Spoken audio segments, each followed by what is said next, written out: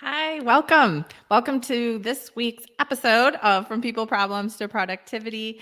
I am Kirsten Ross-Vogel, founder of Focus Forward Coaching, and I help leaders build high-performing teams through simple, proven, and simply actionable leadership, communication, and selection strategies. And I've been doing this work for about 30 years, maybe even longer. Anyway, today's topic, and by the way, if you hop on, please say hello. Let me know who you are. Sometimes it doesn't tell me who the comment's from, so maybe pop your name in the comments. That would be great too. But say hello. I'd love to know that you're here. I am officially, this is my first From People Problems to Productivity in my new office space. That's still not quite done. There's nothing up here except my desk, and so it is a little echoey. I'm trying my microphone today, so I'm still playing around with lighting and microphones and all that kind of stuff, but super excited to be upstairs in our new location here at the Vogel Oasis. So hope to be seeing some of you live here, which would be great. Definitely going to be a place for relaxation, rejuvenation, and all that kind of stuff. So for today's topic, I am talking about tactics for hiring while in a tight job market. Talked a little bit about this last week. I'm going to cover some of the same things. If you have questions, you're personally struggling right now. I know all of my clients across the US are definitely having challenges finding great clients or great candidates. So it is a struggle right now. And there are some strategies that have been working in helping them source to find good qualified candidates. So, of course, there's the whole selection process that you then want to go through. So I call it sourcing, sifting, and selecting. So the sifting includes all the questions that you ask, everything that you do to learn about them to see if they're a fit in your organization. So my hair is a little bit crazy today, but in between doing my work, I am definitely running around and getting my house back in order, which is exciting. All right, so working in a tight labor market, which we are, the unemployment rate is very low right now, which in some ways is great. And in other ways, it creates challenges. Humans are just complex creatures, aren't we? Where there's good, there's bad. So good things happening often create challenges. So it is hard right now. So in a really tight labor market, we don't have a lot of active job seekers or like high quality active job seekers because they're already employed. There aren't that many people that are looking for jobs or as many as you would normally find. And so you need to be creative in ways to entice them. So, and please, if you're hopping in, I see people hopping on and say hello. The first thing is please don't fall prey to the warm body kind of focus. Like I just need a person and I'm going to hire just whoever I can find. Please avoid doing that. It can feel enticing. You're overwhelmed, the team's overwhelmed, you're struggling to get things done. You're not able to work on your process improvements. You don't have time. And you just think life will be better if I can fill this position with just whoever applies. And I just really encourage you to avoid that. A lot can happen when you bring someone into the organization that isn't aligned with your team, with the culture of the team, and also maybe doesn't have the skills, doesn't have the wanted attitude to do the work that you're hiring them for. I mean, the goal is to get someone who can be fired up about the outcomes you're achieving through your business and also is highly skilled in the work that they will be doing, hopefully passionate about it, because then, work is fun for them and that's what you want. So, anyway, so don't fall prey to that. Make sure that they are a fit. Again, there can be lots of collateral damage if you bring someone into the organization that isn't a fit. The other thing, I've been working with small to medium sized, privately held and family businesses and nonprofits for over 20 years. And a lot of times what I see is one, fear around hiring in general, and two, a sense that I can feel more comfortable if I hire someone if I already know them. So your pool of candidates becomes friends and family. And one, that's a small candidate pool. You likely end up kind of squeezing someone in to a position that they're not necessarily wired for. So maybe they won't have experience in the work that they'll be doing, and likely not the passion or the gifting, the strengths to be really good at it. So that's one thing that can happen if your whole pool of candidates is people that I know, or at least a referral from someone that you know. The other thing, remember, I help fight friction. And one of the things that creates friction is working with friends and family. So doesn't have to be that way. It absolutely can be glorious. There are lots of pros to working with friends and family. However, if you don't do the due diligence to make sure that that person, again, you're not kind of squeezing them into the position that they're not really experienced for, or even will like, one, that creates problems. And two, if you as a leader are uncomfortable setting clear expectations and holding them accountable like you would the rest of your team when you bring them into the organization, because you're worried that it's going to ignite friction or do something about that already existing relationship that you have, that creates trouble too.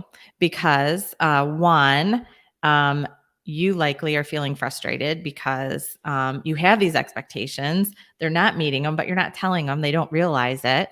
And so you're building up resentment. So that's going to create friction in the relationship. Or maybe they come in with a sense of entitlement. Oh, this is great. They're helping me find a job. I needed a job. I couldn't find a job anywhere else. And now I have a job and I'm so grateful. And I just get to kind of take advantage of the situation. Or they're not being told anything that they need to do, and they just think, oh, this is awesome. My friend or family member is allowing me to just come here and make money, and I don't have to do much. It's perfect. Well, again, that builds resentment between you and that person, and also the rest of your team. Because if they feel that there's a discrepancy between the level that's expected of them versus this person that you already knew, that's creating friction in your team. So if you do go the route of hiring friends and family, I encourage strongly, require, if I could, you to have the tough conversations about separating the existing relationships from the work relationships, letting them know that I need to hold you accountable, consistent, and set clear expectations, just like I'm doing with the rest of my team, because I don't want to build up resentments in the rest of the team. And two, we need to keep these separate because I want to maintain this really wonderful relationship that we've had for years. And I don't want working in business together to affect that. And so you really have to, and if you can't have that conversation prior to, that's a good clue that you're not ready to bring them into the team. Because you will ultimately at some point need to have a tough conversation with someone who's on your team. And if you aren't willing to do that to bring them in, you're probably not ready. The relationship doesn't stand up to the test of being able to have those tough conversations that you need as leader and team member. So try to avoid that as well. So one, don't just hire any old person. Two, don't just go to I'm only going to hire people that I already know, because I'm really concerned about bringing people I don't know into my organization.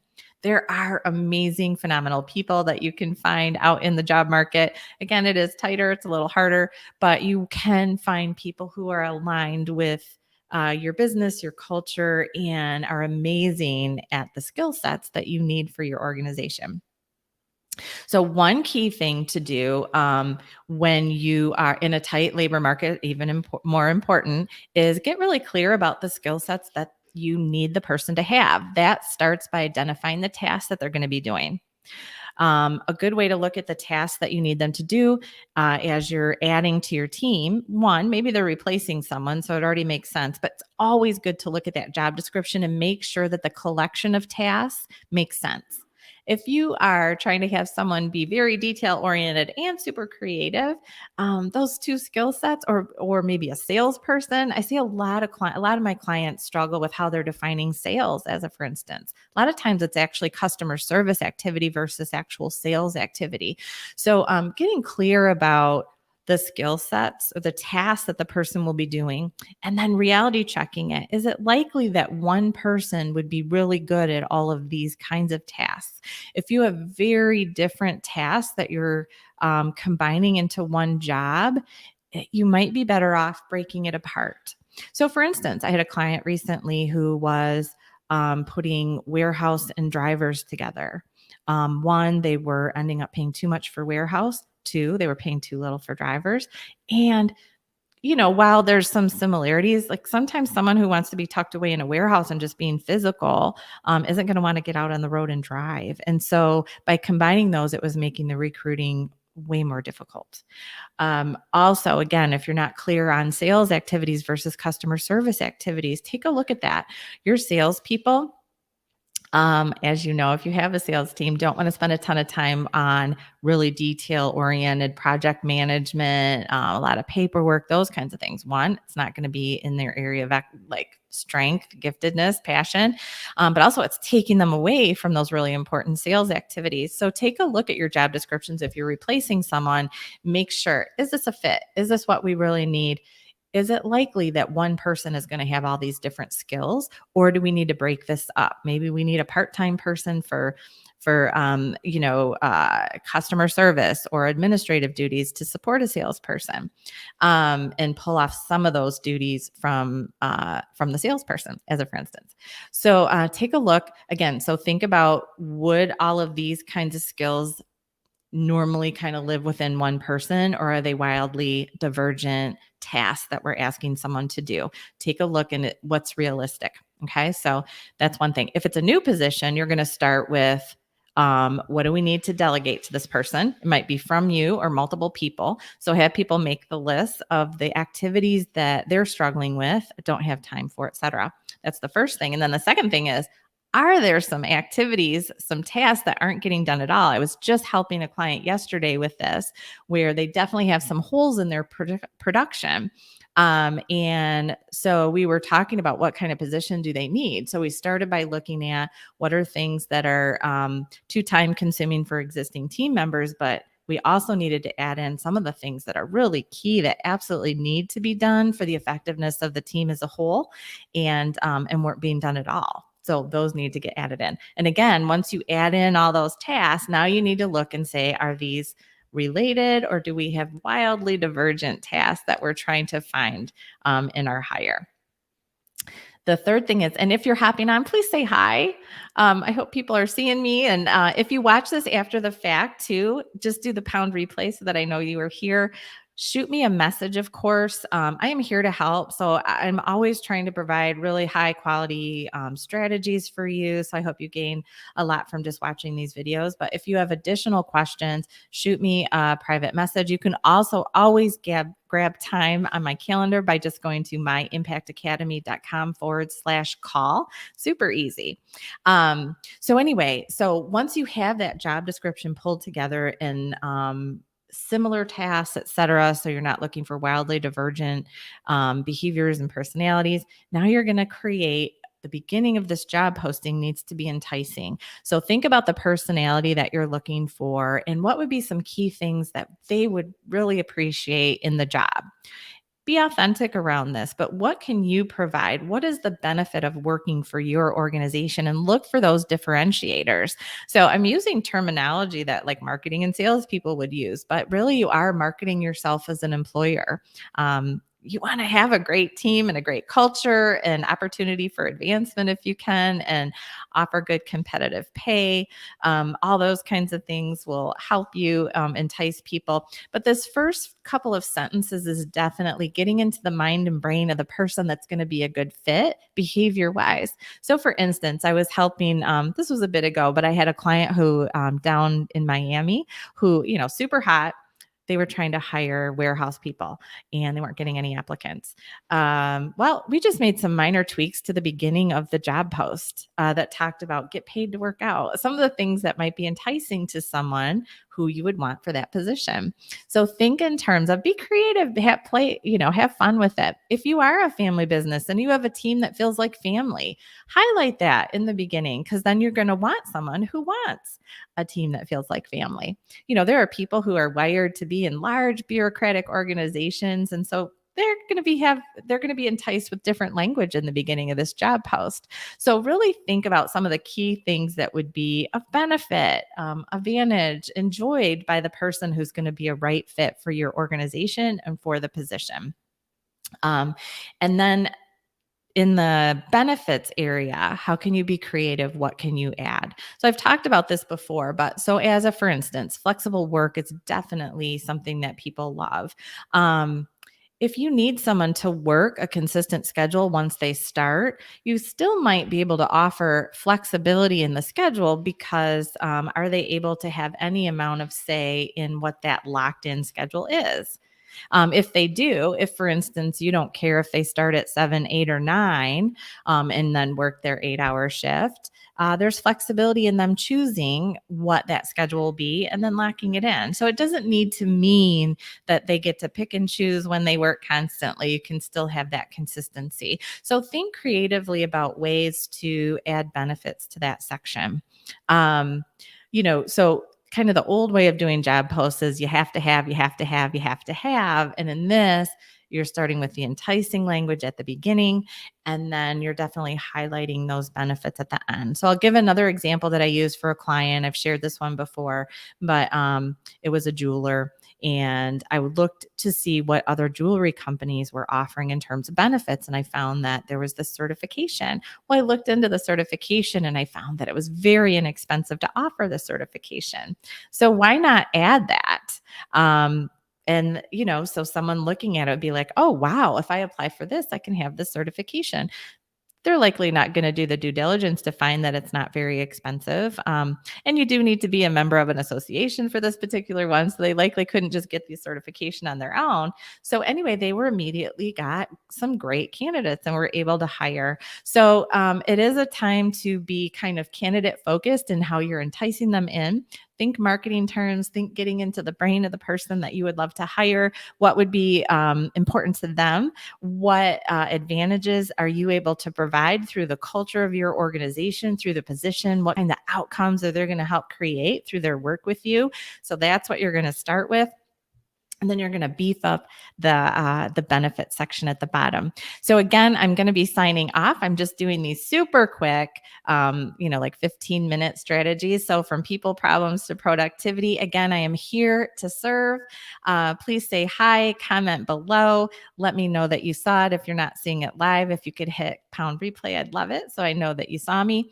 And if, beyond your comments, if you have specific challenges right now, either that you'd like me to cover in a future episode. So I'm doing these at least weekly from people problems to productivity.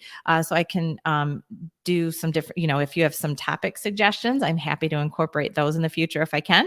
And, or if you want some personalized support through any of the challenges, I've been working with leadership and teams and family businesses for going on 30 years. So I am here to help, and you can easily either just DM me, comment below, or grab a spot on my calendar by going to myimpactacademy.com/join. And speaking of My Impact Academy, I also have a wealth of digital resources available to you immediately 24/7 by going to myimpactacademy.com/join. You get 2 weeks for free. There are videos, audios, PDF downloads, all organized. And you also get time with me via Zoom every other week.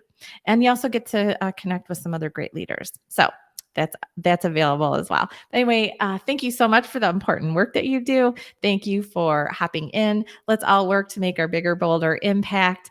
Please say hi and have a great rest of your day. Thanks for joining. Bye.